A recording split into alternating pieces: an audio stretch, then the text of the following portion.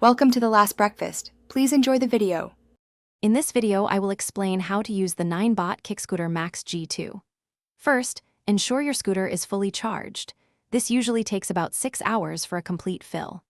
Next, download the Segway Ninebot app on your smartphone and follow the prompts to pair your new scooter.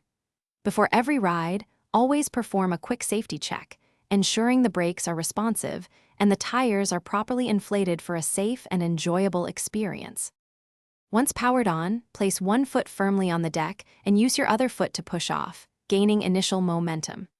As you start to roll, bring your second foot onto the deck, finding a comfortable, balanced stance. To accelerate, gently press the thumb throttle forward.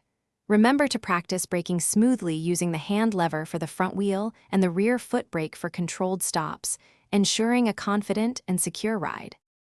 The Max G2 offers several smart features to enhance your journey. Make sure to utilize the integrated turn signals, easily activated by the handlebar switch, for clear communication with others. Engage the advanced traction control system for improved stability, especially on slippery or uneven terrain. You can also customize your ride experience by selecting different speed modes through the Segway Ninebot app, optimizing for range or performance as needed. To ensure your Ninebot Max G2 lasts for many years, proper maintenance is key. Regularly check your tire pressure, aiming for 30 to 32 psi for optimal performance and safety.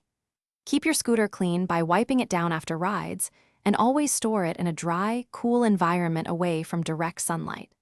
Periodically inspect all screws and connections to ensure they are tight, preventing any potential issues and maintaining peak condition. Thanks for watching. If this was helpful, leave a like and consider subscribing. See you next time.